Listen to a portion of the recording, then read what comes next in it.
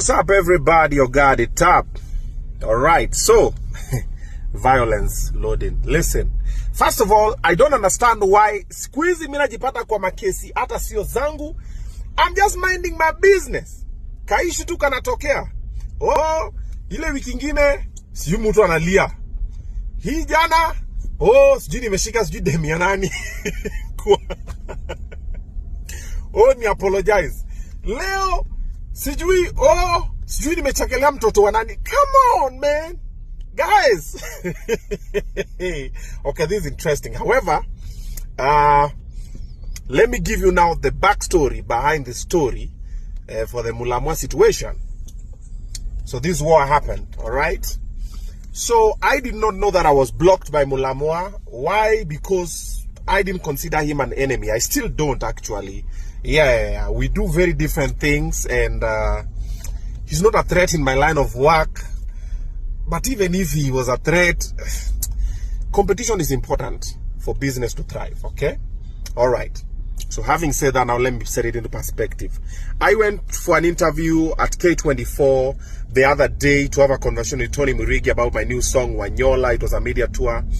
And it was amazing. Wanyola is 500,000 views now. Thank you so much for the support. Asanteni sana. All right, so in the conversation, they were talking about current happenings on their show. And one of the topics was Mulamwa's show. And they asked me, Obinna, why didn't you not go? And I'm like, I wasn't invited. But when we came from the FC Content Creators March, I was gonna pass by when I was told. So I started checking, nione kama ashafika, what's happening. Nikapata, I can't see his page. And I'm like, kwani I'm blocked. And when the others check, they can see. I'm like, oh, wow, I'm blocked. So I said, okay, let me check the page for the wife. Then I check, I also can't find that one. I'm like, oh, wow, I'm blocked. But now you know, Mulamwa runs both the pages. So I'm like, oh, that's interesting. So what do? I decided to mind my business. However, when I started working with them on Facebook, I didn't know I had beef with, I didn't know Mulamwa had beef with me. But when I started working with them on Facebook, this is when I understood the scope of what was happening. Mulamwa told them on Facebook not to work with me. Akamwambia wacha kufanya kazi na Obinna, Obinna ameisha, Obinna amechapa, and a lot of negative things, which them on Facebook and the manager, whose name is Andrew, told us. It was myself, Omosh, and I think a bunch of other people. Because there's a kwanza, them on Facebook kidogo alikuwa na stress, pressure. So wala si, nini nakusumbua? Why are we not focused on the work? Nimeambiwa hivi na hivi na hivi na hivi. So I was like, oh wow. So later in the conversation, it emerged after we told them, listen, we've not locked you to work with us. We're just supporting your brand. And whoever you choose to work with is your choice.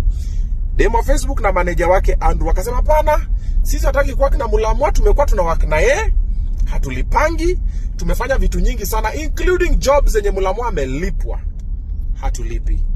We even go for shoot, hata chakula, hata tukishoot kwake, whatever, hata food tu peke yake, hatupewi. We're like, yo. So they were shocked. We're like, okay, that's interesting. But we never said anything negative about Mulamwa because there's nothing negative to say anyway. And so you will decide and whatever. And then we went over to do amazing things together. And all this time, alikuwa ana inject on his side. You get?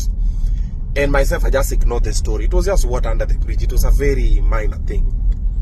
And life went on, and I didn't know it was that serious because the last time I met Mulamwa was at Kabugi's show. We met at the parking lot.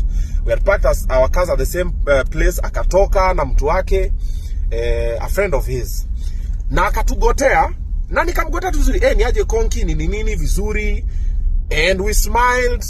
We took a bunch of photos there. Akaenda show, nikaingia show. Later on stage, I called him on stage.